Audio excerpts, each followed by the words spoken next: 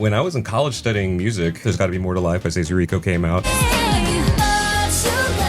was a huge fan because I was the kid that always looked up the writers and producers. Thank you. Even further from that, you were your own pop artist. I can't believe that it happened to me.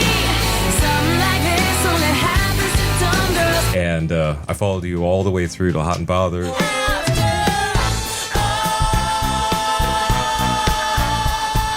Ragdoll and Damn, you put a song spell on me. But on top of that, you're a singer. Mm-hmm. So I'm gonna have to read this off. Lucy has sung with Barbra Streisand, Rod Stewart, Celine Dion, Chaka Khan, Joe Cocker, and Snarky Puppy, and that's just like not even half the list. Mm-hmm. Hi, I'm Rod Kim. This is Millennial Sleepover, and today we have legend Lucy Woodward. What most people will probably know of your work is the 2003 hit There's Gotta Be More to Life by the fantastic Stacie Orrico.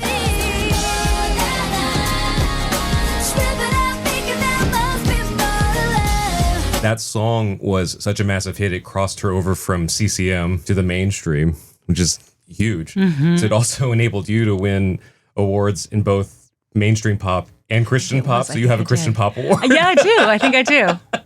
I do. It's amazing. I think what most people don't realize is they heard you sing a rendition of It's Oh So Quiet multiple times. So if anybody remembers the movie Ice Princess, that was the original, right? Mm-hmm. That's what I was recorded for that film, yeah. Oh, you broke the spell. And then recently, you might have heard it on the trailer for Birds of Prey. You fall in love.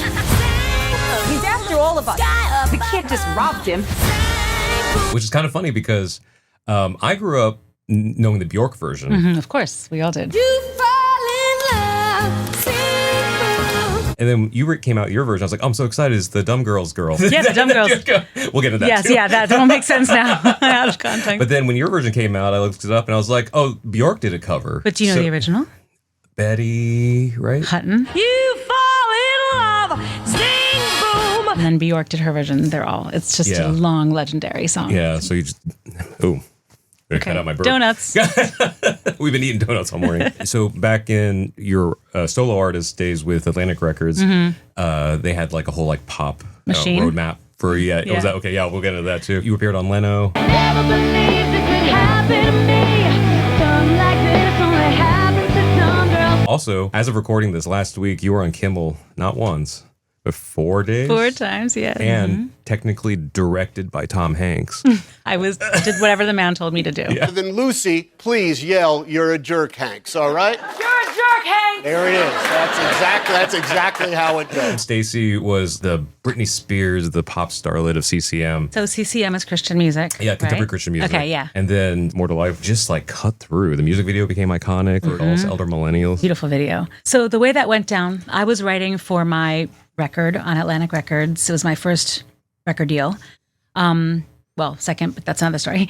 And that was, we were writing for that record, and I was writing a lot with an incredible writer named Kevin Kadish, who wrote All About That Bass. About that bass, no trouble. So many other great like country songs, and just he's an amazing writer. So we were writing a lot together, and he was working with this young artist named Stacie Orrico, who was on Virgin, and she was making the crossover. She wanted to go from Christian music into pop music, but she was 16. Mm-hmm. She was seeing what was on MTV, and everyone was in a bikini, and she's like, I don't want to do that. Like, I want to sing music that's not about going to the club and getting my, drink on. And so, especially at 16. At 16, right? And that was that's what it was. That was like literally 50 Cent was in the club, which is a banging track. You can find me in the club, bottle full of bub. Mama, I got what you need. You need to feel the bug. That was the market that she was falling into. So we had written There's Gotta Be More to Life for my record. There's gotta be more to life than chasing down every temporary high. Kevin shared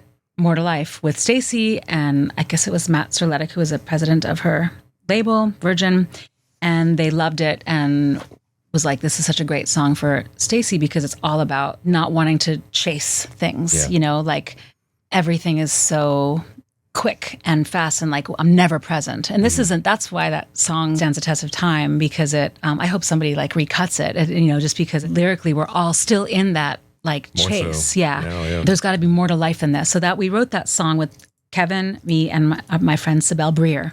And we knew we had a great song. Stacie fell in love with it. And she's like, this is a song I'd let, that was her crossover. So she, I think Stuck would be the first breakthrough single. And then they chose that one. And Kevin was like, how do you feel about that? That I couldn't release it on my record. We couldn't both have it. And I was like, run with it. Like, go have fun. I loved all the other songs on my record. It was like, I was really like, just go make it. I didn't even know what a hit was. I was like, just go have fun. Just go. She's such a great singer, So I was putting out this Atlantic record and I actually put it out on my Japanese bonus track. And I got it then because it was on iTunes. Yes, you told me. Yes. Yeah. Amazing. And no one really knew that it had anything to do with me. Our school did. Greenville University or Greenville College. We all knew. At least my floor of the dorm, because they heard. At least you're one roommate. You know what I mean? Well, we were all in the music program together. Yeah, exactly. So you knew this stuff. Yeah, that was all really a surprise. I didn't understand what that is. But I'd put my song "Dumb Girls" out. That was my first single, and I was living in a van with my guitar players and like just doing radio tour from like cities, 4 cities a day, and I was promoting my song, but they were also playing Stacie's song. So there was like a whole story to share that, and I was so proud of both. Songs. And she was 10 years younger than me. She was on MTV. I was on VH1. It was like such a different market and such a different audience, but kind of the same pop audience, it was similar. Yeah. But it was really cool to be a writer on a song that she sounded incredible on. That's so cool. It makes me feel better because I never actually knew, or the public I don't think really knew the story behind that, because sometimes situations like that with songs are like a little more scandalous. Like the label takes the song from you or something, or like maybe sometimes it's just like the artist thinks like, this is not going to do anything. Yeah. and then it like blows up for somebody else or something. So it's nice to hear that so wholesome. And that was a different era. There were conversations. I mean, there were nice people in the business and not nice people in the business. That's always going to be like that. Yeah. But these were conversations. What is she comfortable singing? What does she want to sing? What does she stand for? And I think that's really important. And I hope that younger artists do that more and not just do what everybody tells them to do and chase after something that is just a trend. It's like to go deeper into what they really want to sing about. What do you really feel? I think that's just always songwriting. I guess I didn't realize it was right at the same time. I remember it was in the same kind of era, but that you technically had like 2 breakout hits at the same time. Yeah, like that's great. Yeah, I mean hers was like a hit, like a worldwide, but still it was Well, I remember seeing you because I have the music video for Dumb Girls. They had that cool like book flipping thing going on, like that, like a Rolodex. Yeah. That's kind of, I don't know if the kids know what that is anymore. Rolodex. It's kind of like an iPhone, but paper and a circle. It's always in like movies in the 80s. Yeah, because I was talking to an acquaintance that I used to tour with on the East Coast, Rachel Platten. This is my fight song. Take back my life song. Her drummer Craig was also her MD. Yes, I totally know Craig. And you know Craig and Rachel. We used to do shows together in New York. So well, I didn't go to New York, but we used to play Dewey Beach together and stuff. Amazing. So I talked to Craig after Fight Song blew up, and both her and Craig were talking about like you initially go into like the pop machine, like you were mentioning, and like hope that you eventually get to do like something meaningful, and then you like come right out of the gate doing like the song that's like changed everyone's life, people's lives, and has the message that you're willing to stand by. Absolutely. I don't want to like call anybody out because there's major pop stars now that like try to like bury the first couple albums, because they don't age well or like it's not what they are now and stuff. But like you and Rachel and artists like you can come out and say like, no, from the beginning we kind of were. Yeah, and like with Rachel, it's so interesting. I mean, she's so great. But I remember we were in New York and she's younger than me, and she would come to the studio and be like, hi, I'm a singer and I write songs. And she would just like, we had a lot of friends in common. And she's like, I just gonna watch what you do in the studio. Wow. It was like really fun. And so, but she's such a sunny, open-hearted spirit. Like that's really who she was. And we would do shows together in New York and Boston. And Toby Lightman was our other friend who was on Atlantic. Breathe in, hold it. So we would do like me and Rachel, or me and Toby, and Rachel will do shows together. And she's from Boston, so I would like sleep at her mom's house, and like raid the fridge in the night, so we had this little fun thing, and I'm just so proud of her as like a little sister who I don't get to see, but we just check in and like. Yeah, I was gonna say she's having another run now, like because I guess her kids are just old enough. Yeah, she's just great, and she was always doing like the work, and now that everything is so transparent and if everything is so talked about and open, like she really embraced that because she was always that. So she is That is 100% Rachel. I remember we used to play. Did you ever play Dewey Beach down in Delaware? They did this thing at the Rusty Rudder. Some people might remember where they had to make sure there weren't like set changeover times. The bar would set up a second stage at the back of the venue, so when one set ended, the lights would literally just flip. And so like we would play one stage, and then the lights would flip, and then Rachel and Craig would start. Wow! And it was especially I was in like like a pop rock slightly like EDM duo at the time, and then it flipped to Rachel doing like pretty piano songs and stuff. It was like, okay, I hope you guys are drunk enough to love me. Yeah. I get it. But speaking, you mentioned Dumb Girls. That's the one. So this, if I remember right, and it's been many moons, so maybe I'm not, but I remember right. I think I'd heard like More to Life and Dumb Girls like separately, and then once I'd like done like the research and stuff and found out that like you'd written More to Life, I was like, oh my god, like it just kind of connected dots because especially when you're that young, like I was, like a sophomore, junior in college, everything's like in these like silos. Yeah. And Dumb Girls was interesting because, like, and you can tell me if I'm wrong, but from like the outside looking in, it looked like that the machine was trying to poise you. It was like an Avril Lavigne, but we were all music students and we were listening. We knew better. We're like, she's a little more. She's like 20% more rock than all this, but also like I could tell you'd grown up with at least classical, probably like Middle Eastern music and stuff because we were hearing like modal melodies and things in that record, in that album. Yes, and some of the background vocals I can hear that. Or even like in Dumb Girls, there's like the some of the instrumentation and stuff. There could be a sitar on it or something. Yeah. Maybe, I miss you so much, I can't stand it. But the opening, that's actually really, it's kind of inspired by Kashmir, Zeppelin, you know? Yeah. So you have this drone.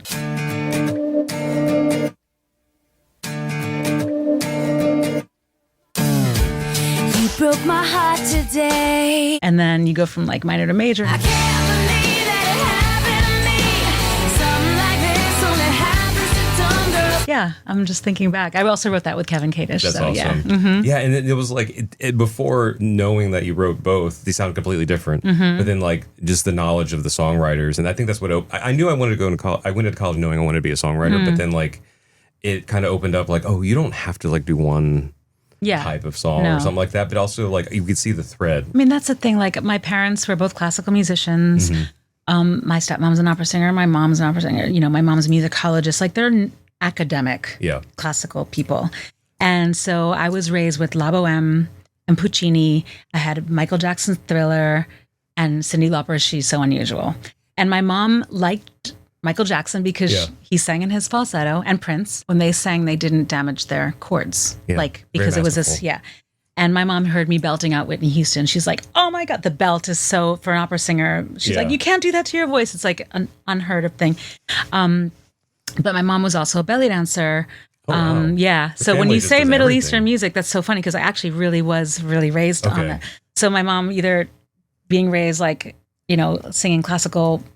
Scales and arias, practicing them, or she was practicing while she was getting her teaching degree. Yeah, she was paying some extra bills, doing belly dancing, which was a hobby turned weekend weddings and things like that. She was probably my first showgirl, like watching her put on a wig and beads, and she was just beautiful to watch and made all of her own costumes by hand, every sequence, every bead. It was really kind of mesmerizing, but it was also a little embarrassing because I'd forget my lunch and go to school.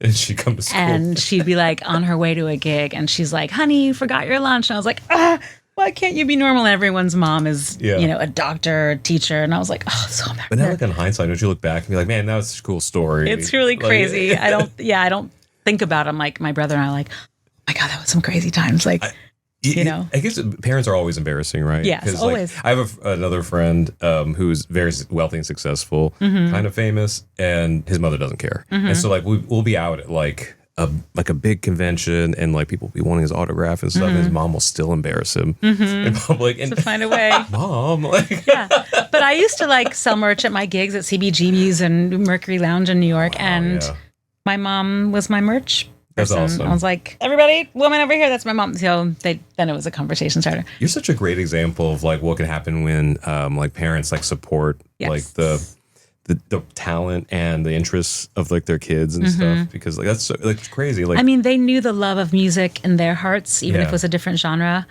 So when I played flute as a like piano I played piano when I was 5 or 6. I don't play anymore, and flute was my first instrument. I was going to be a classical flautist, classical flute, and a ballet dancer. So when you see art in a little kid, like there was, because they come from that classical academic world, there is practice. But then it becomes part of the norm. I would practice hours before breakfast or on my lunch break at school or hours after school, after dinner, before dinner. Like, I loved it. And that no one was telling me to do that. Practice. I loved playing the flute. Okay. Yeah, flute. And then eventually, it turned 12 and I grew boobs and I was like, I'm going to be a singer. It was that. So, not really, but I went to a mall and there was a karaoke machine. And I was like, this is something else. Okay.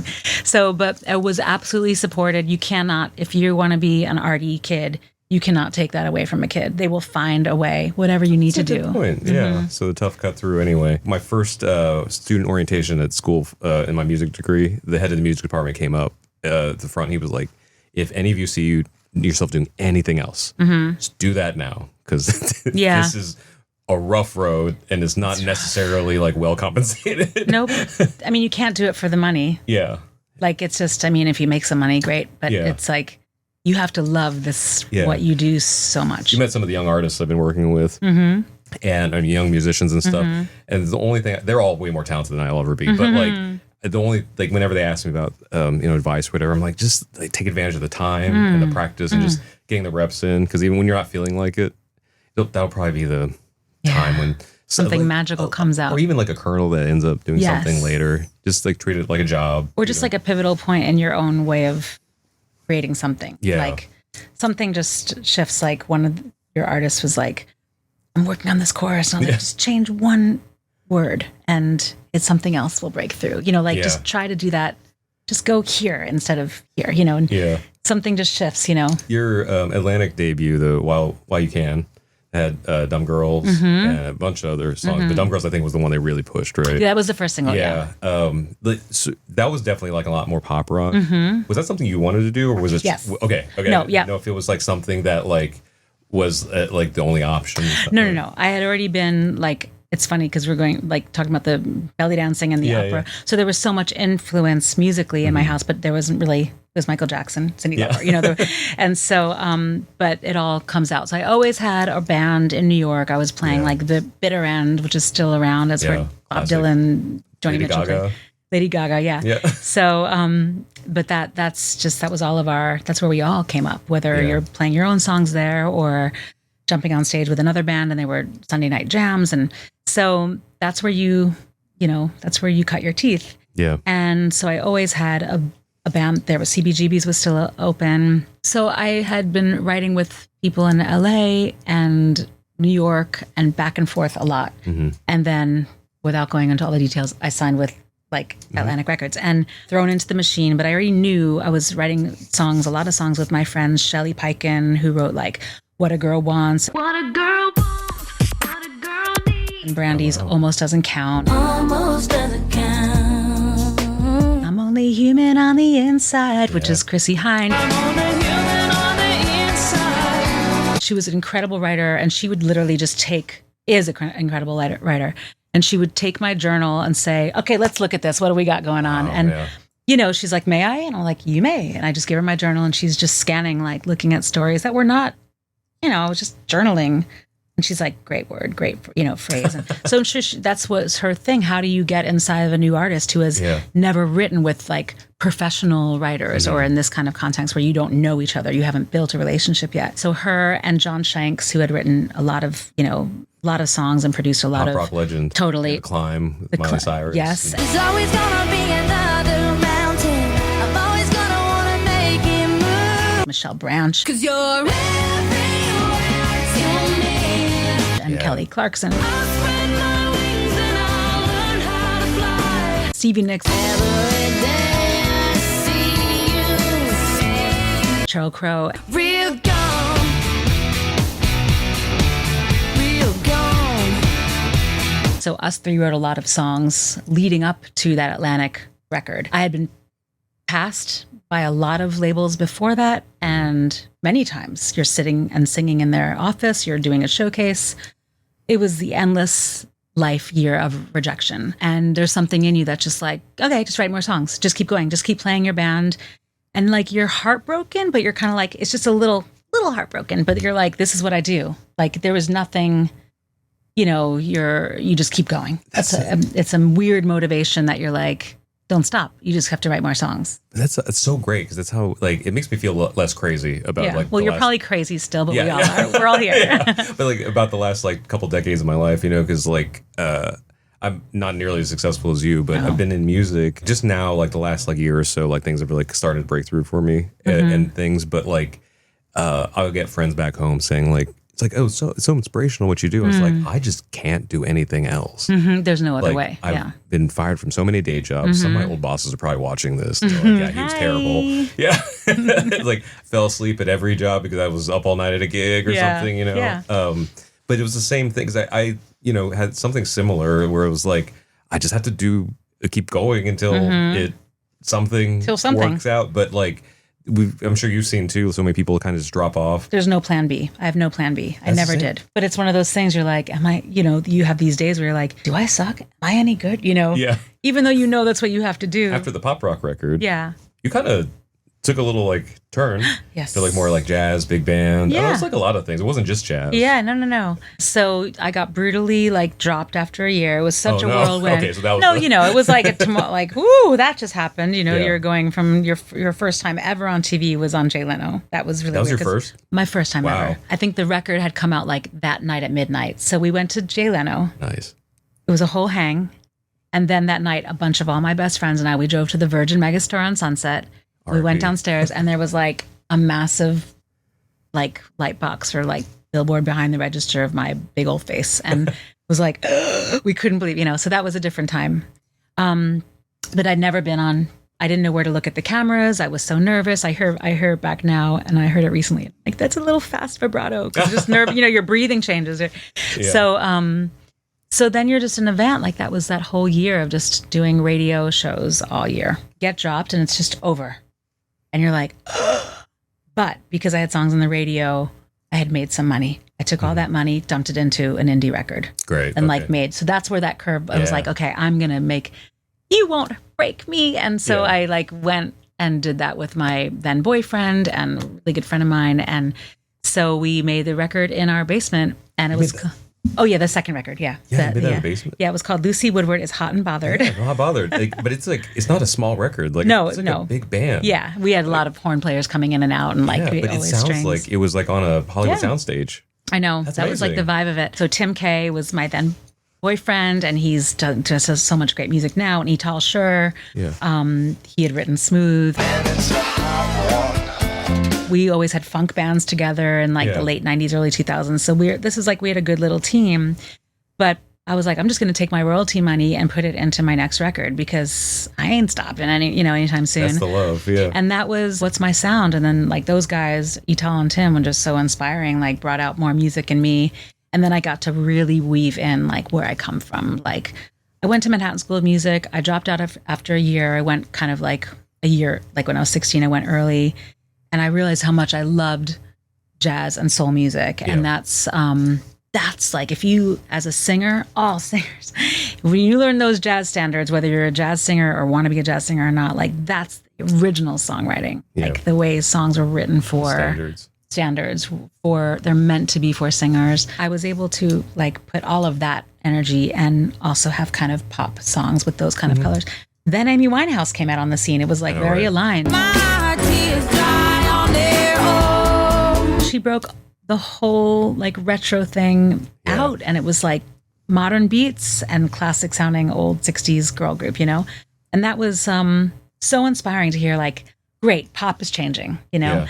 And that's where I can live. So that knocked everybody out. Lost myself again. We were working on this record before we knew of her. I can't speak for the grand populace, but I know for me, I think you opened that door for me sonically because I was already a fan, obviously, of like Why You Can. Stuff, yeah. And then the Hot and Bothered came out. I was like, like the album cover is just like so striking. Yeah. I was like, I'm not sure because I'm just out of college, you know? Yeah. Like what's her this? deal? Yeah.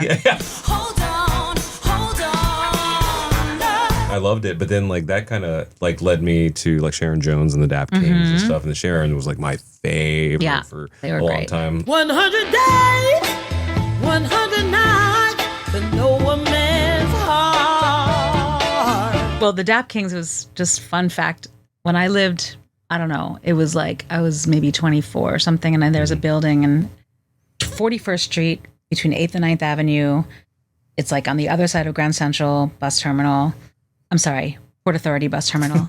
And I lived there. New Yorkers are keeping you honest. I'm a New Yorker. That's right. So I lived in this tiny apartment, and in the basement was where the Dap Kings, it was Dap Tone Records, yep. and they were they had their basement studio there. That's where it all happened. And somehow we met because we were just in this like crappy building. Nice, yeah. And I think I sang on some Sharon stuff.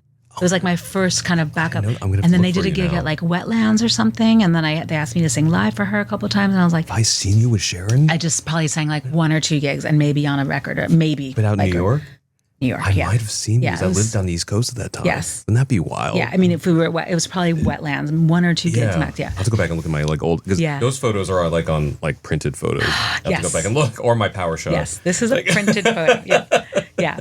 But that was a really cool time. These moments of New York that you're not yet quite an artist, but you just are surrounded by so much musicality, and just come down to the studio. And it was like in the basement. And then organ player Adam Scone, we had an organ swing trio together, and we were on, World Trade Center or wherever, all these clubs downtown.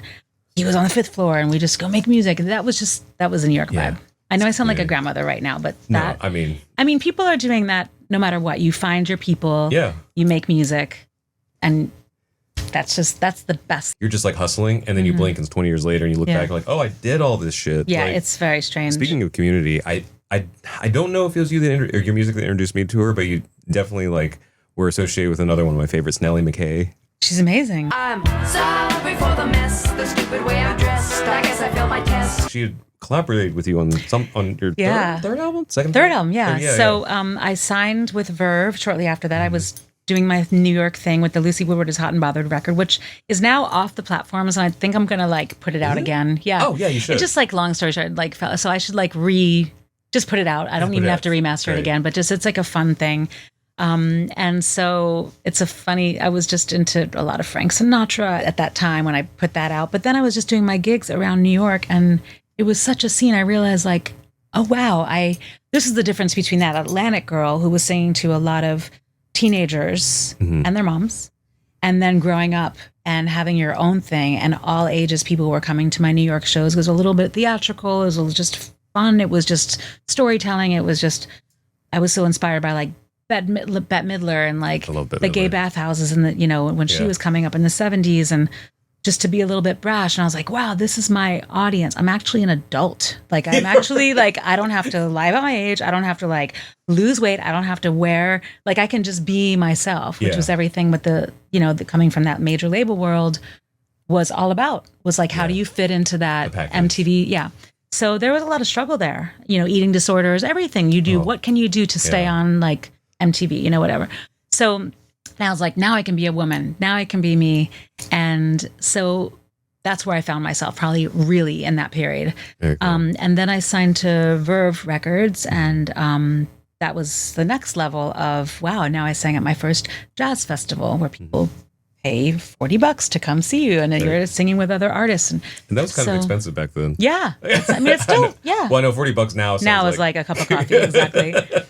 But that was, so I was writing for that record, and Nellie McKay was such an inspiration. Her first record that I know of, it was like a double record. Like, who puts out a double record on their first deal? She was on Sony, I think.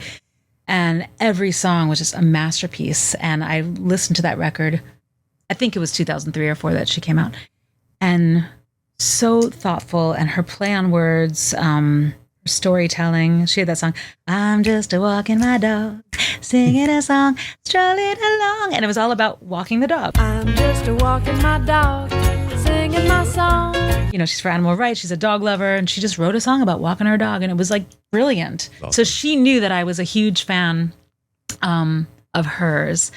And my A&R, I think she had just signed a deal with Verve to do a Doris Day cover record. And then she said she had, about that album. Yeah. And then she had written a song for me called, this is her amazing brain, called Another Woman. I can't do it to another woman.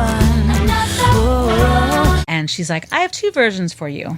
One is, how could you do it to another woman? Like you're yelling. And the second version was, you want me to do it to another woman. Like it was like a play on the words. Like, so I went with the more pure one. I don't know what that means, but she had like this other side of her brain. Then she came in, Tony Visconti was producing that record, who's legendary. And we did that Verve record in like 2.5 weeks with all my band, all my friends in New York, Brian Delaney, Henry Hay, Richard Hammond on bass. She came in and sang backgrounds on that song. That's awesome. So maybe we saw each other one more time after that, but Full circle. she's incredible. Heck, that's awesome.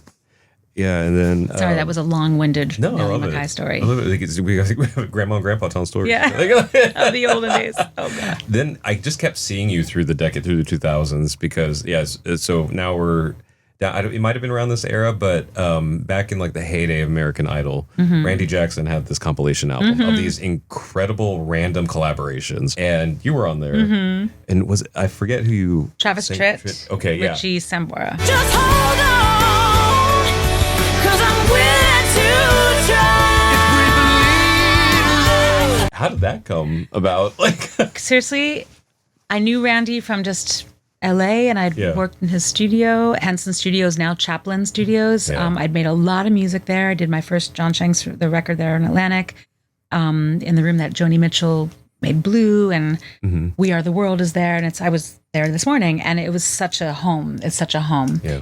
And Randy had a room there, and we just saw each other in the hallways, and just like, he had such a great vibe. And we were just like, yo, what's up? And he said, hey, I'm doing this record, this compilation record. Come sing on it. It's going to be all artists. And it was Randy Jackson Volume 1. Yeah. And I had this song. It was a duet with Travis Tritt, and it was Willing to Try. I can't even remember all these things.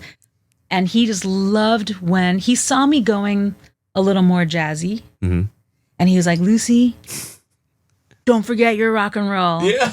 Don't forget it. And so we'd be in Okay. the studio and sing vocal. And at the end, I was like riffing. And he was like, oh, I love when Lucy, don't forget. I didn't actually meet either one of them. Oh, no. Yeah, I wish. It's like everyone, Travis Tritt probably did his vocal somewhere. So was Travis already on the record when you came on?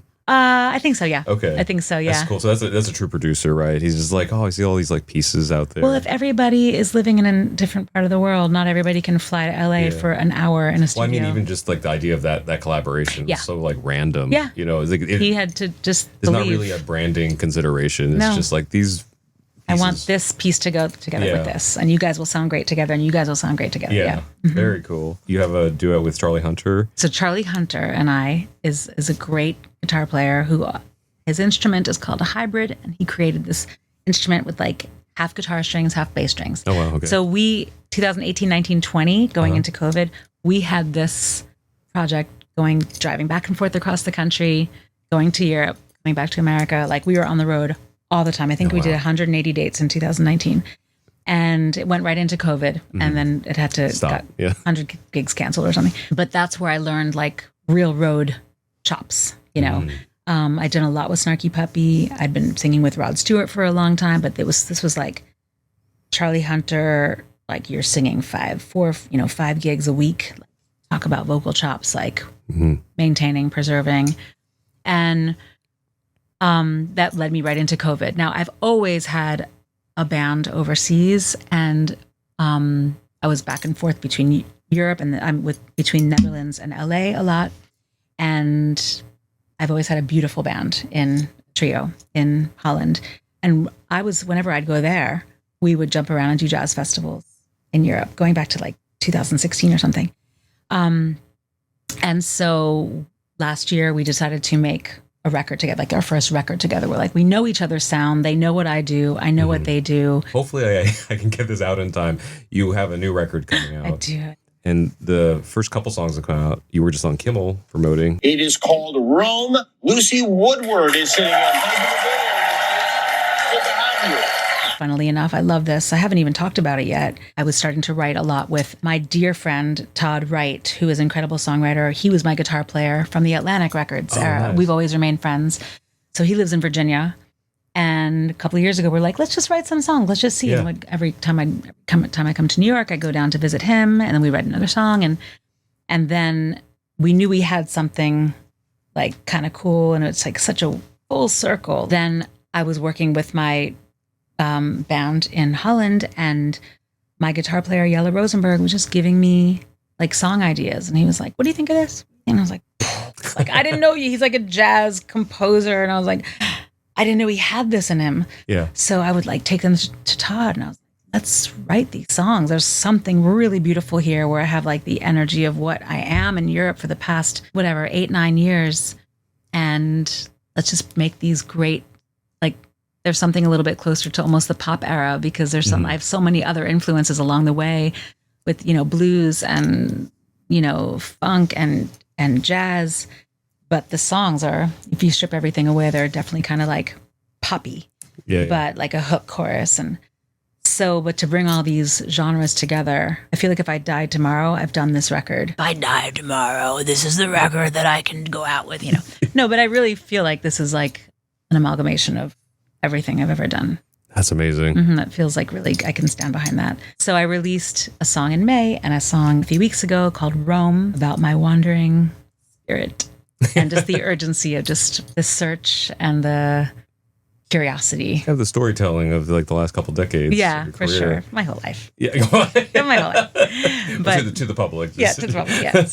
So it's exciting. I'm really psyched about this. We were listening to it with the studio producers here last week, and I think, I don't know if they were familiar with your music. It's like, oh, she's like different. I'm like, yeah, that's the thing. It's like, different, yeah. Oh, in a good way. Yeah, she's different. Because like I think we work with a lot of traditionally with pop. It's like about like the the vibe impact right at the beginning, and like Rome is definitely is an evolving song. And then by the time it gets to that chorus, we're you're like, oh. Reckless abandoning, into the matinee, the road is unraveling, I need to roam. In a way that some club songs make you want to like move your hips and stuff. This makes you want to clap. I don't know how. Well, there is clapping. That's so what I mean. if you Though. hear clapping, yeah. But there's clapping in a lot of songs. But this one's like it's like part of the hook. Yeah, it's really also singing it and clapping at the same time. I can't imagine. I have to work, and there's one point I have to like close my eyes because one beat does like the melody's like reckless abandoning, da da da da da da da. That's just the rhythm, and I'm like, so to do that together, reckless abandoning. I can't even do it now. I'm embarrassed, but I do it live, and it's there's a lot of multi rhythmic stuff working against each other, and that guitar in the beginning is so. Luke Bautestein, my boyfriend, he wrote that. We wrote that. Okay, that's cool. And so he's it's like, and that's very hypnotic. And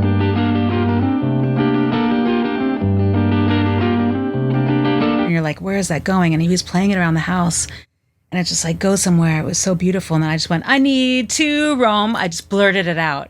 Like, I don't know what state of mind I was in, like chopping carrots, and I was like, I need to roam, like where, Well, you're and that with the ether. Yeah, exactly. And I was, and I looked at him, and he looked at me, and we are like, okay, here, I do love those moments. Those were cool. Because like I was talking to Edwin McCain, and I can't remember if it was on the podcast or just us talking offline. But he said it was the same way with Al B. He was like, I know this is gonna be the thing. So like I feel that your whole history's been great. But like we heard Rome, and we were like, this is like something like elevated. Thank you. Like it's still popping, like you said. Like you can sing along with it.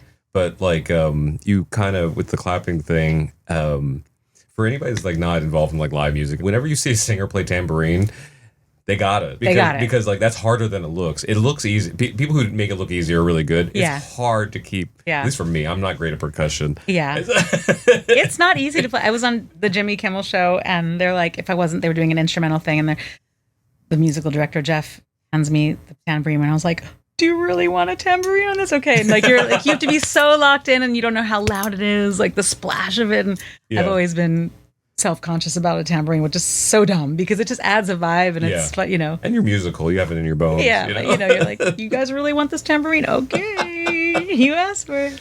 Which should be another? What's the next song we should like look forward to off that new album? Well, there's a song called Yes that's coming out. Well, I don't know when this is coming out, but when this is coming. Yeah, okay. So the third single off the record is called Yes, and it's also incredibly. I'll play it for you later. Okay. And it's just like a hypnotic kind of guitar. Jelle, my guitar player, he also wrote that song. Like, gave me this idea that I could like run with. And he had been going to Morocco, working with Moroccan artists and or an artist there.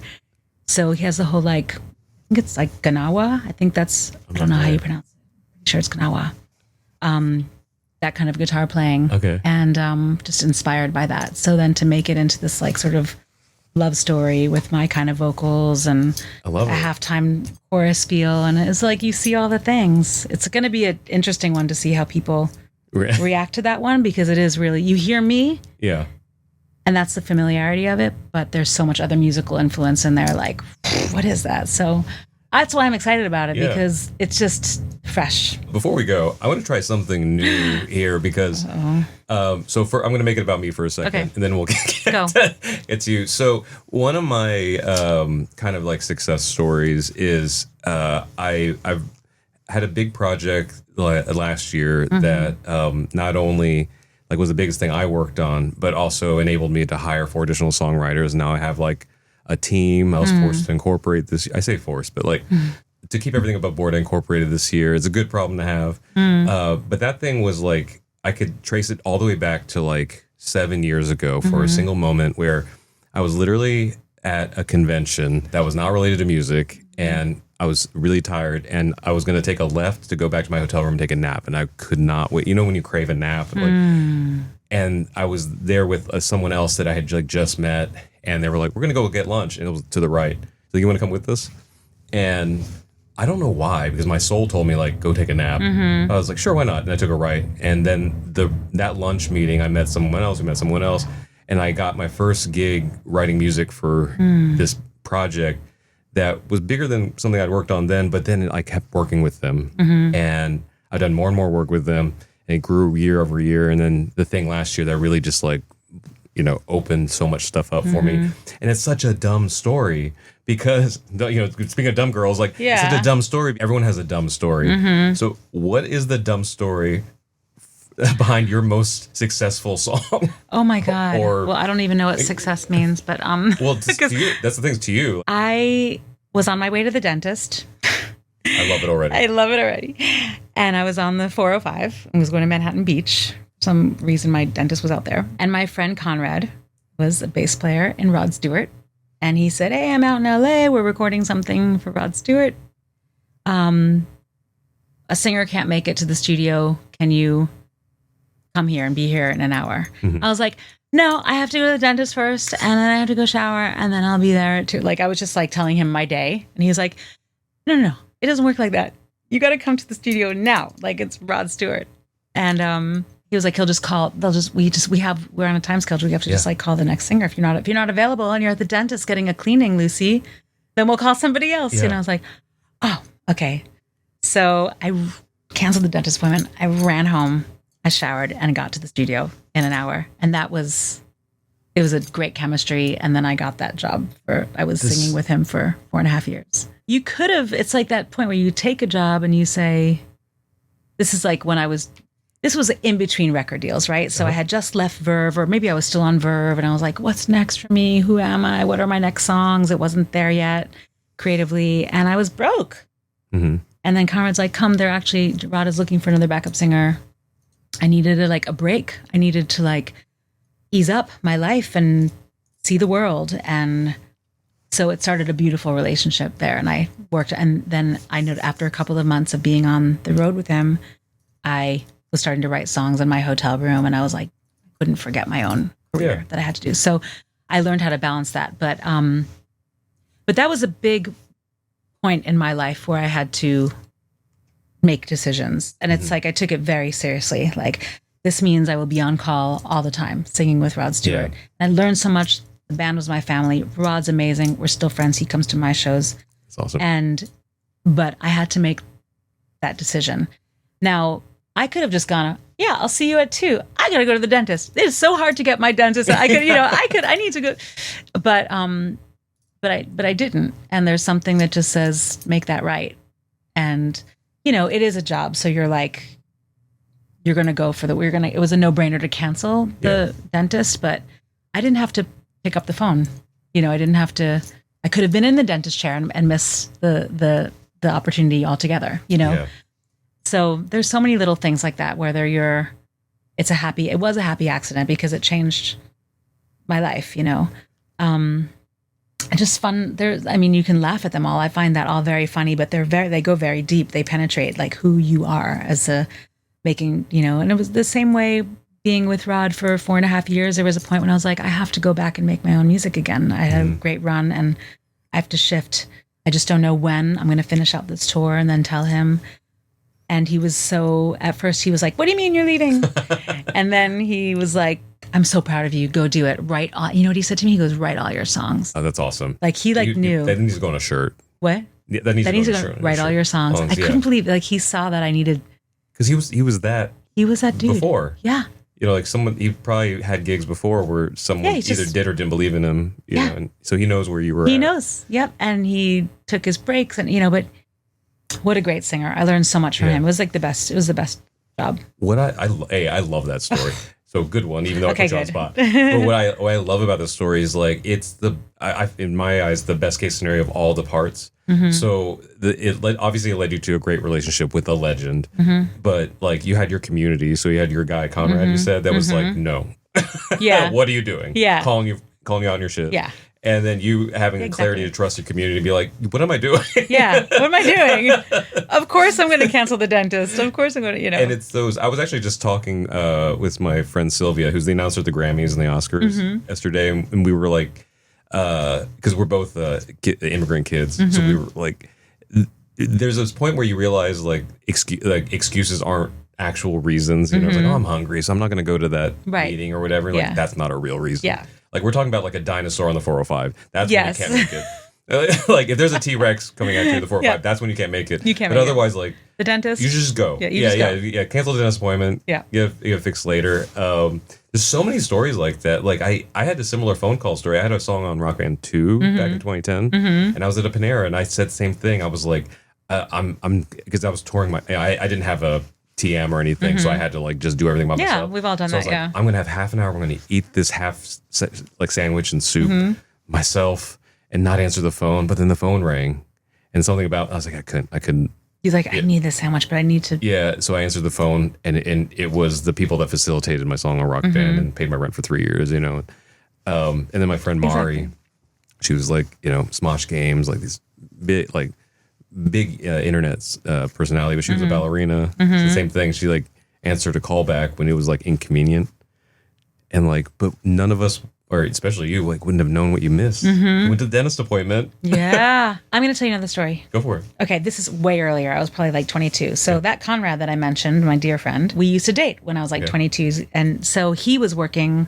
We all were doing the New York thing, and like the New York session singer thing, and he was working with an incredible singer-songwriter who's in the music business now, producer, maybe head of a label now, I think, Billy Mann. He'd written a lot of songs for Pink, but then he was just writing songs and doing his own artist thing. Incredible singer, incredible songwriter.